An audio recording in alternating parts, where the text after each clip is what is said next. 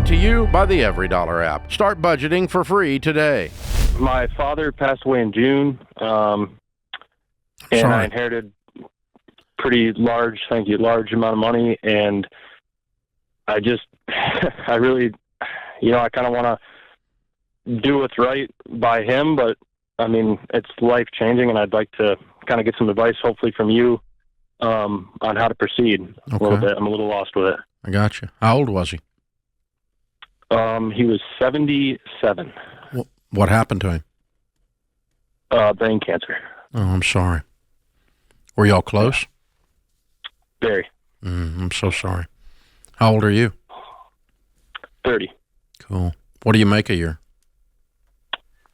About 140 this year. Good for you. Are you married? Engaged. Okay, good. Fun. When are you getting married? June. Okay. All right. 1 year later. Wow.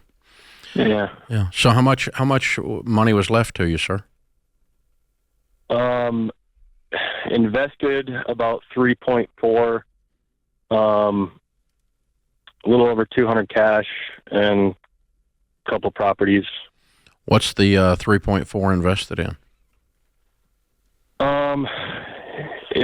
Mostly funds. Mutual funds? Yes. Okay. All right. Are you putting money in your 401k now? Yes. Are you putting in mutual funds? Some, yes. How'd you pick the mutual fund? Well, originally, you mean for my contribution to my own? Mm-hmm. Mm-hmm. So I kind of manage it a little bit myself, and right now it's kind of split between index funds. It's just with a Fidelity. I just put it in mostly an index fund last year, and which did pretty well. But so my point of asking that is that you have already begun before your dad's passing to analyze and select investments. So doing that is not rocket science. You figured that out. It's a couple of three numbers you can look at, and you can start to understand. And you made some decisions based on some things you read, and you went index route for, and you looked at track records, and you've already had it's not your absolute first time doing this. Agreed? Agreed. Okay. So, but we do have 3.6 million reasons to get better at it. Yeah. Yeah. So here's a couple of rules, and if you'll follow these rules, you'll be okay. Number one rule, never put money in something you don't understand. I don't care if George Kamel said to do it. I don't care if Dave Ramsey said to do it. I don't care if a guy in a $1,500 suit said to do it. I don't care if a genius on TikTok said to do it. Actually, I care. Don't do that. But whatever he said, don't do that. But you see what I'm saying? I mean, don't put money in stuff until you understand. Now, if you got that one, say yes. Yes. Okay. That gives you great confidence then to go slow. That's number two. You don't have to make any big moves to prove that you know something that you don't know yet. Take your time till you understand. So go slow is number two, right? All right. Unless you understand it, don't do it. Number two, go slow. Number three, put people in your life in the financial world that have the heart of a teacher that can help you understand and go slow. But we're not hiring someone to do our job. Your job is to understand and manage the money that your father blessed you with. So go slow, understand it, get people to help you understand more. Because you have a level 1 understanding of mutual funds, and really, you probably need to get that up to about a level 5 or a level 6 out of 10. Okay. Okay. It's probably not that big a deal, not that big a jump, but you do need to do a little bit of learning. George and I are going to be doing a virtual event, Investing Essentials. The tickets are $199. I'm going to give you a ticket. I want you to watch it. It's on March 3rd and 4th, okay? Okay. We're going to go into a bunch of details so we can be one of your teachers, but then you take that information and it'll help you make decisions about this portfolio. Then I want you to go to RamseySolutions.com. I want you to click on SmartVestor and find a SmartVestor Pro, a mutual fund broker, advisor in your area that we endorse that has the heart of a teacher. And I want you to interview a couple of them and pick out one you like, that you feel good about, your fiance feels good about. Take her with you. They have to pass the smell test, okay?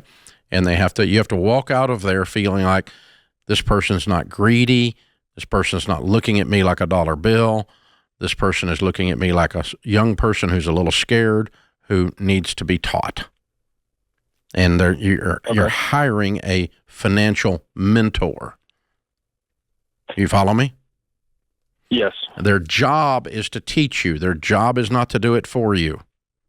Do not turn this money over to someone else.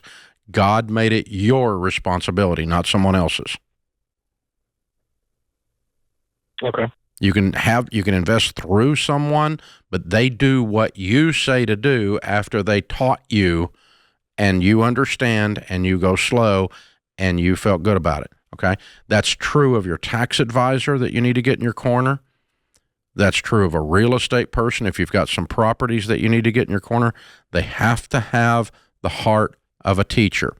Oh, and by the way, you're getting married, you need an estate plan because you're a multimillionaire. So you need an attorney in your corner that does estate planning with the heart of a teacher. So you understand, you learn from these people. I have a tax attorney. I have an estate planning attorney. I have SmartVestor Pros. I am a real estate expert. I've been doing real estate my whole life, so I don't have one of those. But, I've got people in my life, and I'm freaking Dave Ramsey, that teach me.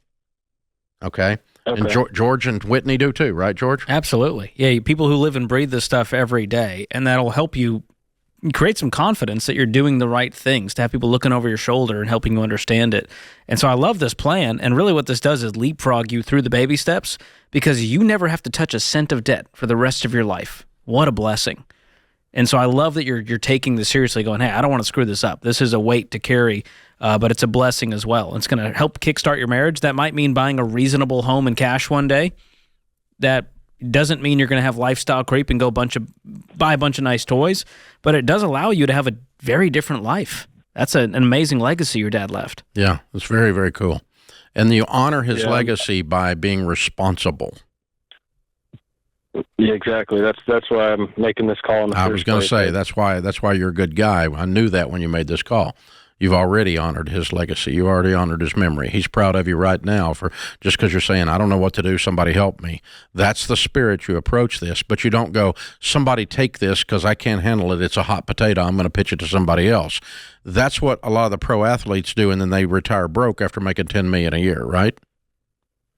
Yeah. Because somebody screwed them over, or some, and let me tell you this. Let me tell you, from my experience, who screws you more than con artists is enthusiastic ignoramuses that have got some great idea for your money. Your brother-in-law who wants to open a pizza place. That's an enthusiastic ignoramus. Run. Okay? There's an enthusiastic ignoramus on every corner, and they'll screw you a lot more. There's a lot more of them than there are con artists. So that's why if you understand it, you're not going to get screwed. If you take your time, you feel peace and wisdom, not erratic slashing and flashing about. Instead, you've got good people in your corner. In the multitude of counsel, there's safety, the Bible says. And that's what I did. I just built you a board of directors if you listen to me. So you're a good man, Zach. You're going to do a great job. Your dad's already proud of you. I'm proud of you. This is The Ramsey Show. Create your free every dollar budget today, the simplest way to budget for your life.